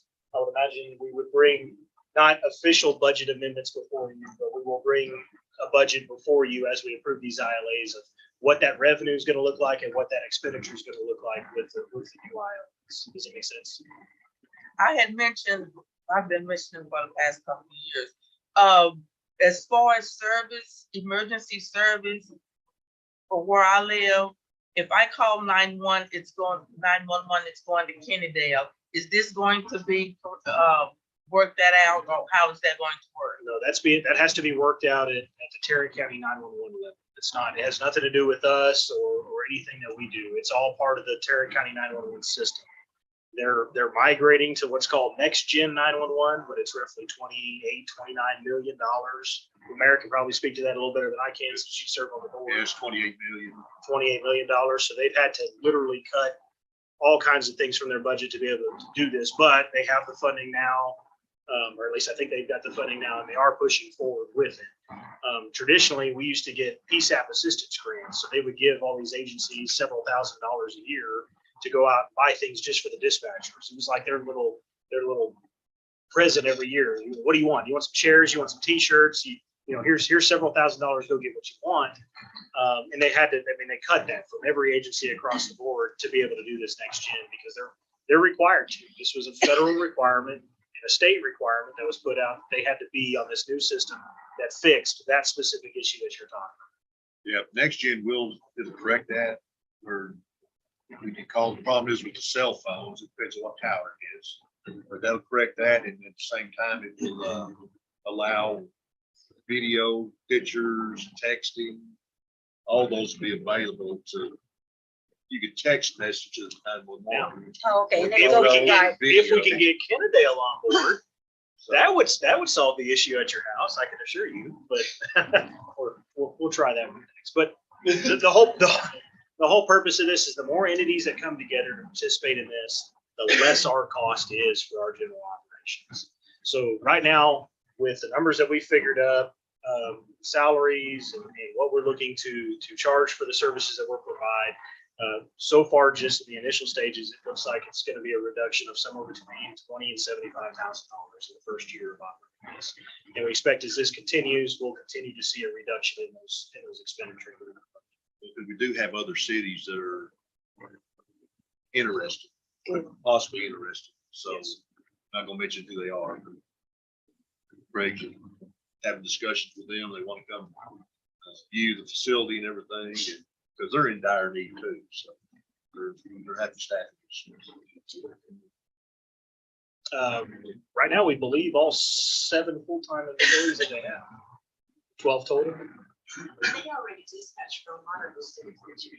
Yes, essentially, we're taking over that contract. So all those agreements are going to stay in place just like they are today, and it's going to operate just like it is today. So we saw a picture of one working desk. It looked like 8 monitors and then a monitor over here that looked like it was connected to a computer. Beg pardon? Yes. Okay. Yes. Oh, there it is. So this is one working desk. Do we have any others, or do we just have this one working desk? Okay, and we're fixing to work on funding more of those desks. Is that correct? So we already have the funding, they're being installed. Okay, that's what I wanted to hear. There will be 7 of these altogether. Yes. We've Okay, already good. received the funds. Okay, yes. So they'll all look basically like this? Cool. So somebody working at desk 3 could move to desk 7 and not miss a lick. Okay, okay, excellent. Any questions? Done, Greg? or- Yeah, there's no question. I just didn't want to put it on the same meeting as an ILA, so if you get it on your radar ahead of time. Next item E, American Rescue Plan Funds, proposed allocations review. Please, Mitchell. All right. So we do have some proposed allocations this evening. These are a couple of them are very basic. First off, I was already asked the one question by one council member prior to the meeting of, can you refresh our memory of what our last allocations were from last year? So that's that spreadsheet that I sent out to you. So far, we've allocated, we originally allocated $731,525.09. We have only spent of those allocations so far $690,000. The police officer staffing one, we no longer need to allocate, so that'll actually go back into the pool. We can reallocate that one as needed.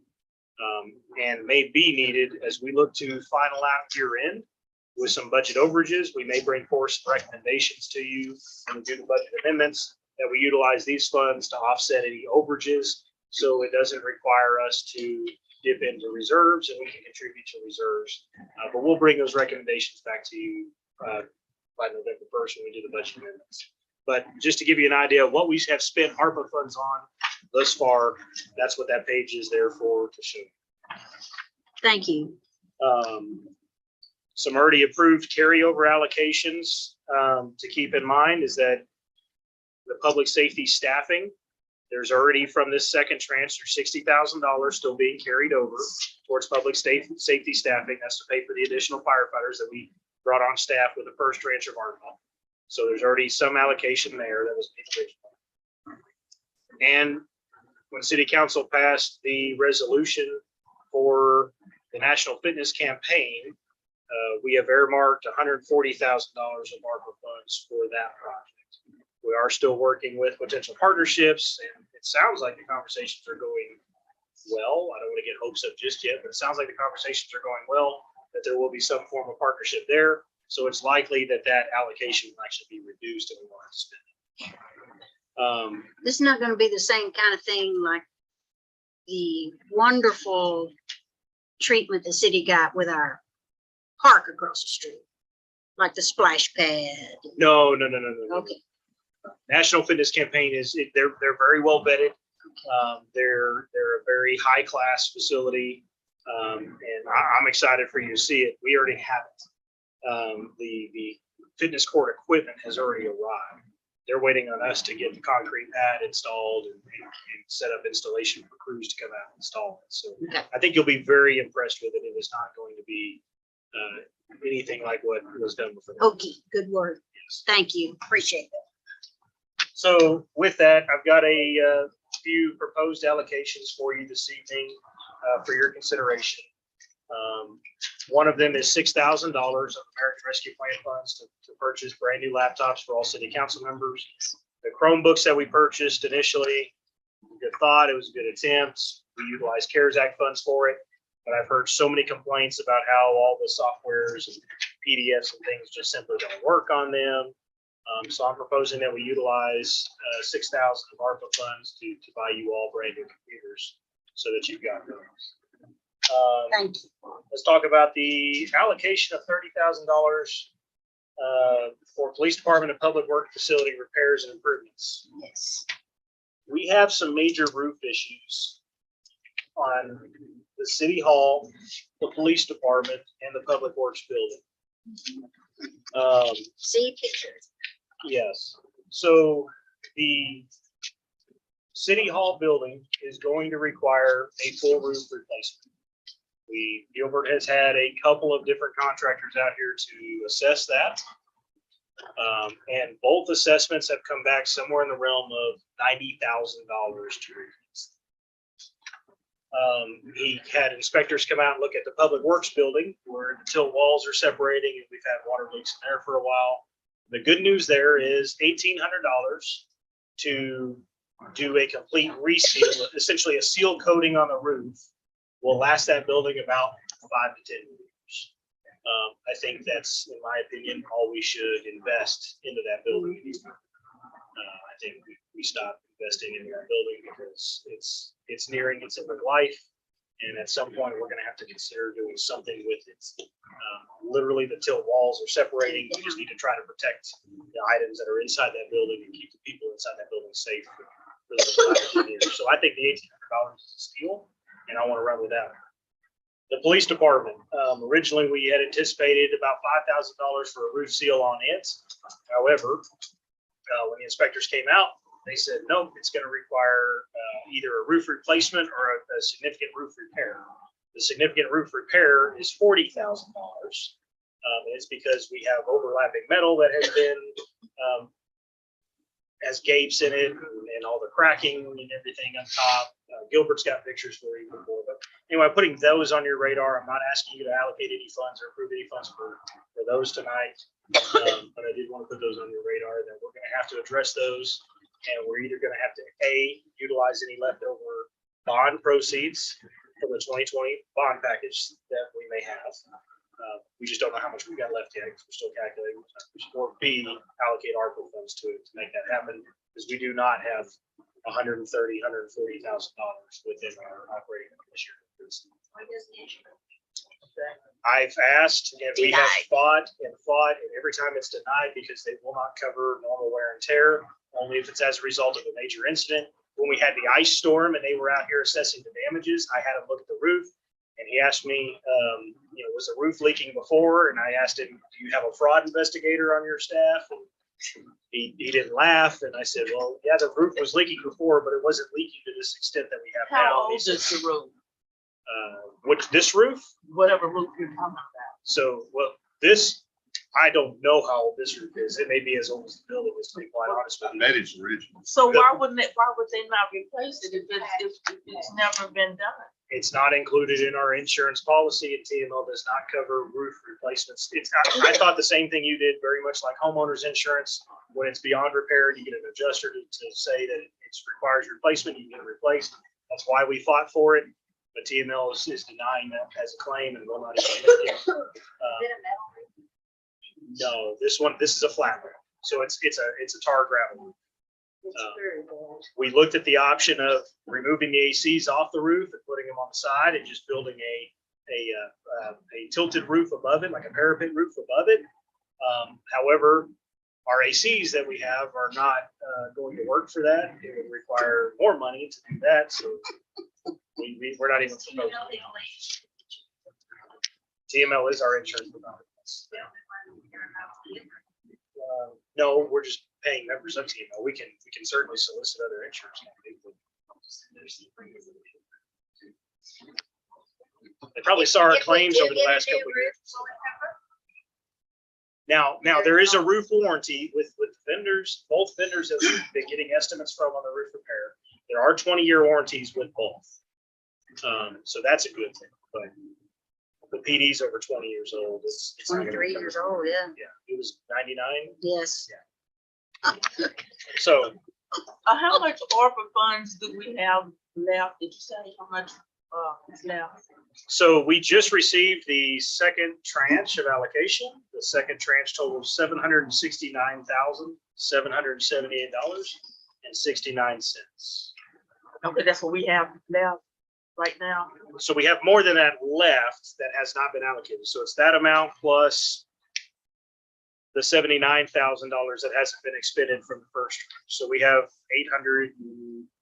$850,000 somewhere in that ballpark. Okay, when we first No, got the money, did we designate how it was going to be spent?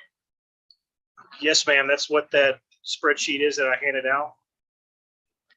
Where it says ARPA. Okay, so we're not detouring from that. Everything that's on here is what we originally agreed with. That is correct. Okay. That is correct. Yes, ma'am.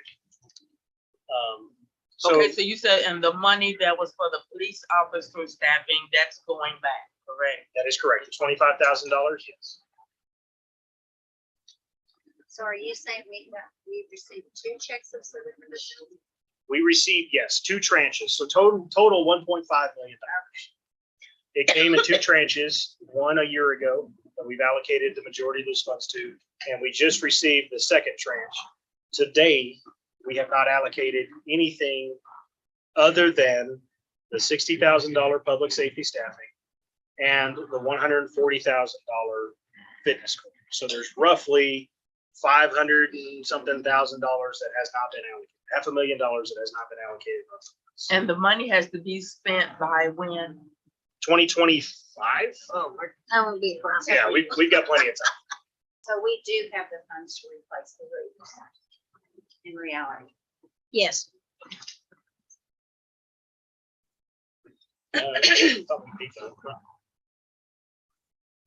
so, what all, other items or what is there that the money can be spent on? So the city of Everman elected to accept the funds as the standard allocation, which means we can spend it on any municipal government organization. And really it opens up the door when you take the standard, and it makes reporting so much easier.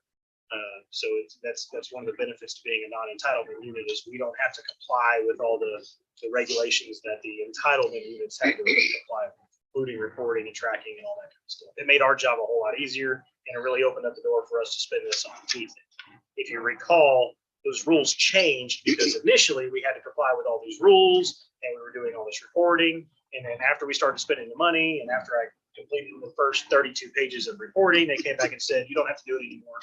We said, okay, we'll take that. So the Treasury changed the rules on us. So to talk about the police department allocations, one of the things that we're looking to spend the $30,000 on would do the roof seal on Public Works. And then I wanted to show you the condition of inside the police department currently, since we've got all this happening and new staff coming in.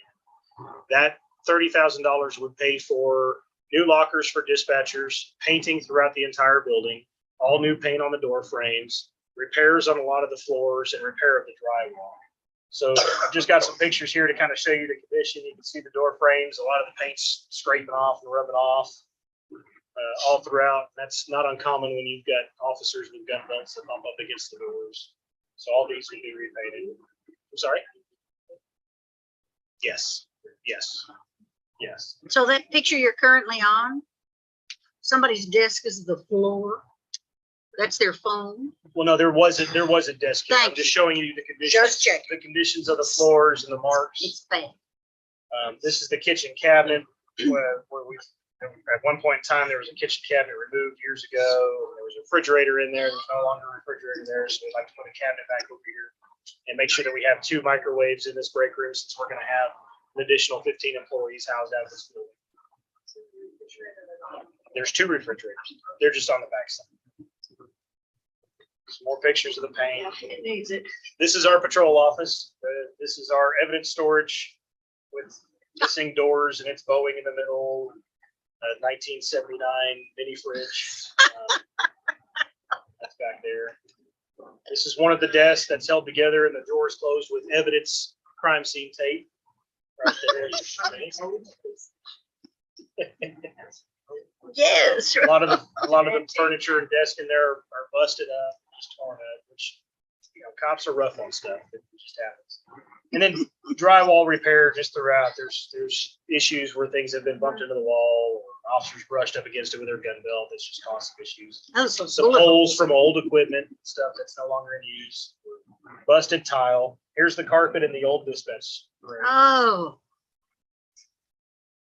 See, it's peeling up and no staining. telling was living on it. Just some more drywall damage.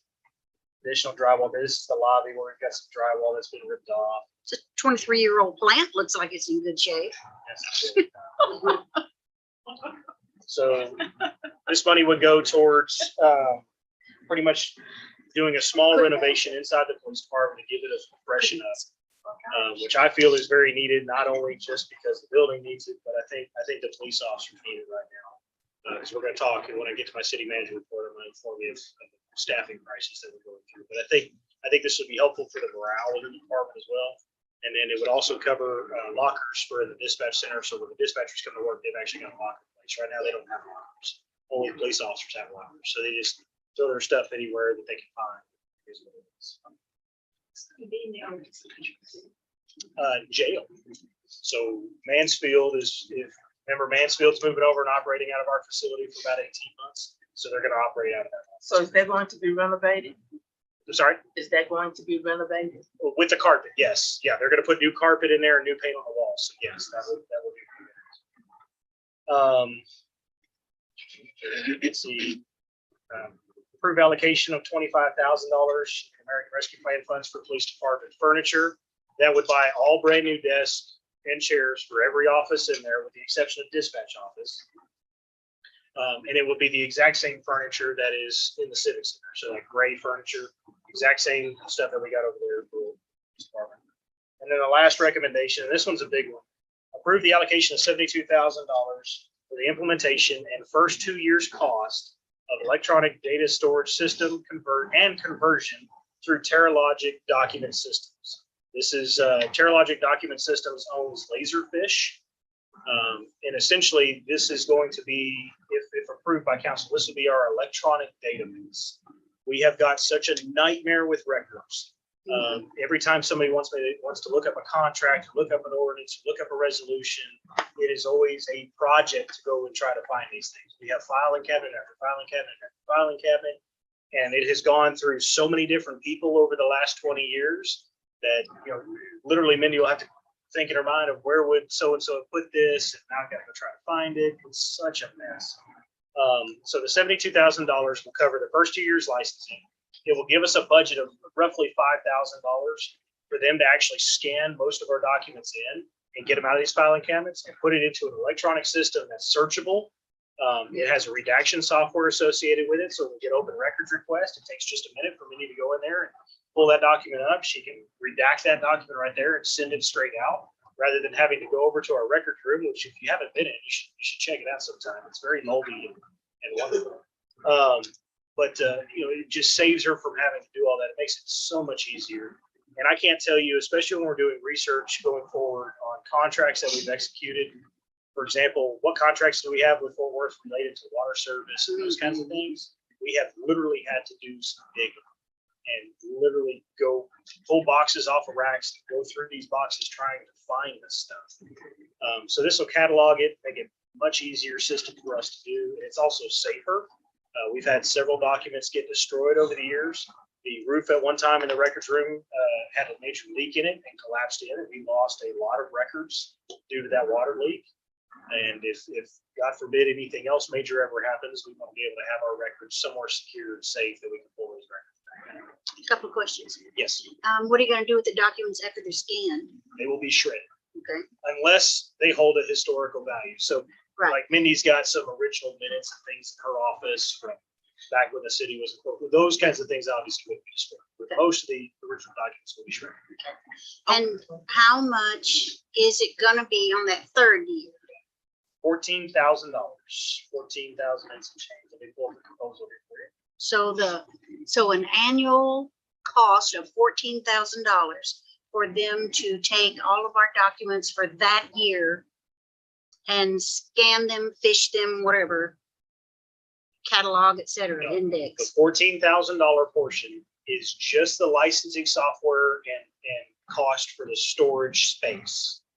That's just that portion. Okay, so would we be able to scan our own documents? Yes. Oh, okay, okay. Yes. Okay, Yes. We're Okay. with this, I've thrown in $5,000 for them to, they will scan items in, but it costs. yes. And so to get us up and running, our priority has been, we want to get all of our ordinances and resolutions scanned in, all of our contracts scanned in, and all of our personnel files scanned in. Those are the things that we're most commonly searching for and having to try to go find. So they're gonna do that for us up That's what front. we're hoping that Okay. $5,000 is going to cover, is get us started by getting all those online. Okay. And then, as a part of our staff's responsibility, we'll start getting everything else scanned in and put into the online system. Okay. And when would this start? He wants to come next Wednesday, if you approve this tonight, and start meeting with Mindy and all the staff and everybody, and start laying out the land and getting it going. Okay, and so as far as storage, going to be stored off-site? So yes, it's a cloud-based software. So all the data and things are stored offsite from this building. So if this building ever does get destroyed by a tornado or a fire or something, our data will still be safe. And it has redundant backup at another site. Cool. I'd like to know if we could possibly table renovations for the library. And I mentioned, should I say that for us to table, possibly table that at another time? Where is it? No, it's not on here, but I'd like to have it added to the next. You want to agenda. add? Okay. Yes. Not, ma'am. then I'll not make that- table. You want to add it. to the Add, other meeting. yes, I'm Okay. sorry, add. Got to go. And the reason why I say that, because could these funds possibly be used for the historical society building where they could move out of the library? Well, just let me let you know up front, we've got more projects requesting money right now than we have money. So they're already gonna have to cut back on projects just to get the things that we need done here in the city. The water, the electrical, the waters, the pumps and all that stuff. And Have we been talking? well, we're not, yeah, but we're not, We haven't discussed that, is that what you're saying? no, we haven't got into the 700 something thousand just received. And this is just a little bit of it. There's still a lot of projects they have that they've got earmarked that they're gonna bring before us. Yeah, one of the John, big we can things put that were, and we had more projects to bring before you tonight, but I slated those off this Later, yes. because of the issues that have arisen with the roof and with some of the budget overages and things that we've got. We just need to I want to get a good idea now we're at year end of where our budget wound up at the end of the year. And I think you would want to know that too before we continue making Yes. many more financial decisions later down the line. But all that has just kind of been put on the back burner for the time being. These are the only ones that we felt were small enough that would be easy to achieve and that would be beneficial that we could bring to you. And this 6,000, 30,000, 25, 72, is that all coming out of the previous money we received, or is that coming out of the new Well, 700,000? it all comes from the same pot. So Well, it all, I'm just kind of yeah. separating. the two I've broken because it out like this just to make it easier for you to know what we've found, but it all really goes, it all comes It's from all the in same. the same pot. account. Yes. I was doing the same thing, trying to separate it, but just slush it together. Oh, bad word. Just put it in the same. Any other questions on? Well, because I just see, we just have actual 690,000 that we haven't spent. Yes. And so the 630, 25, 72 is actually gonna come out of the remainder of that 77. No, so we have a total right now.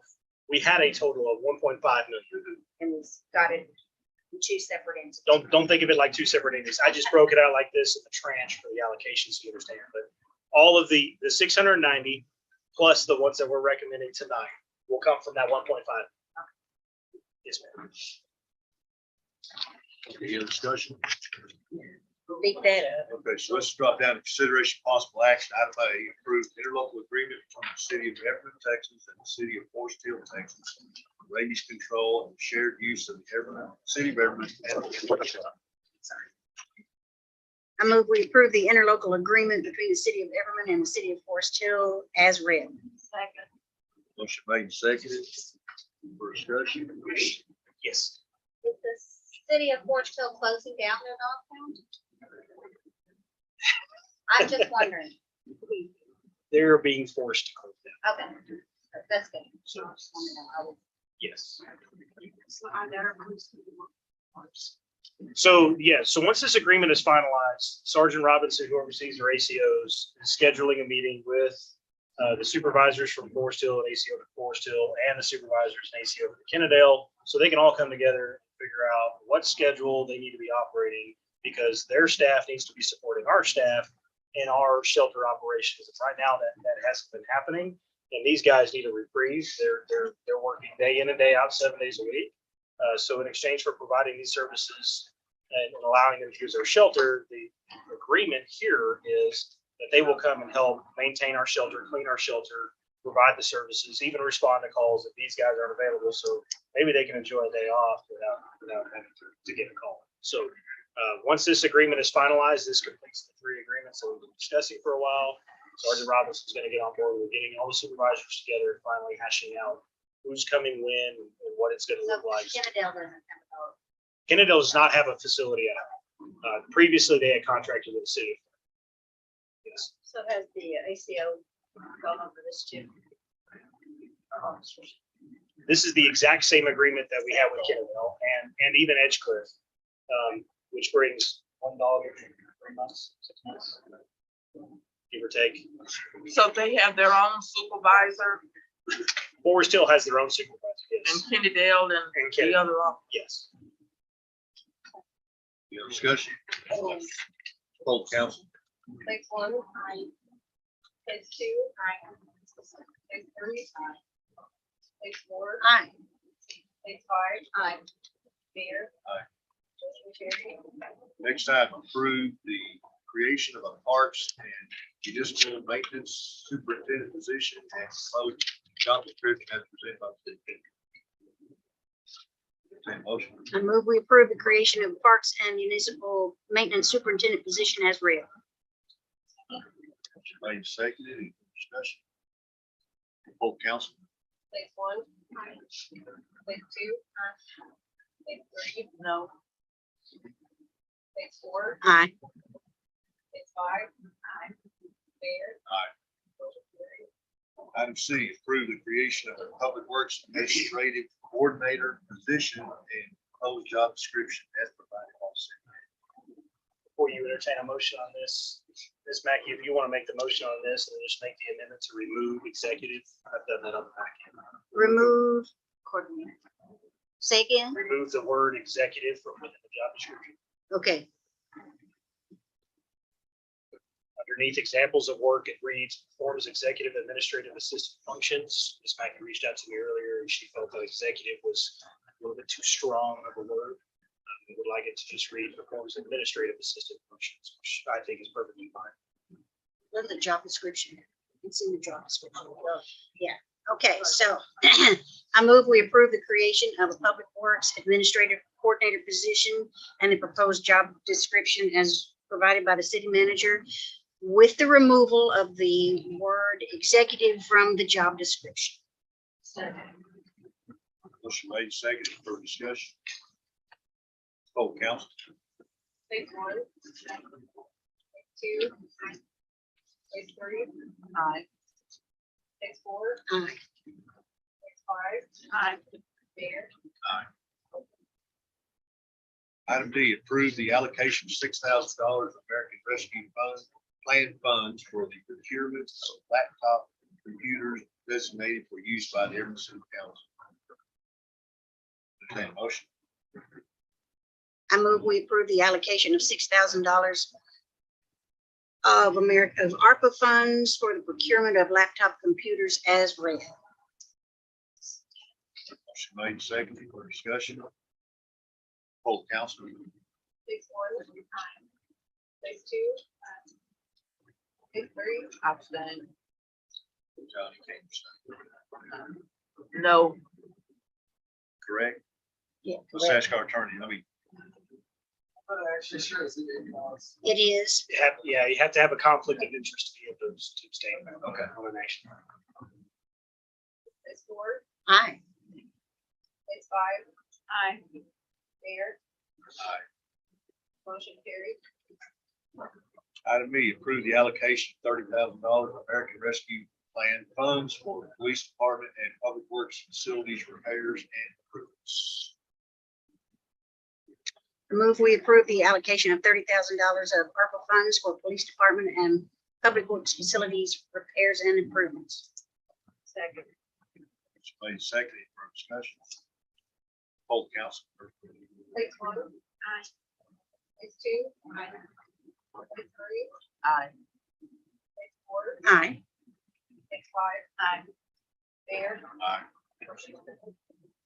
Item F, approve the allocation of $25,000 for American Rescue Plan funds for the police department furniture. Okay, motion. I make a motion to approve the allocation of $25,000 for American Rescue Plan for the police department. Motion made and seconded. Any further discussion? Poll council. Phase one, aye. Phase two, aye. Phase three, Aye.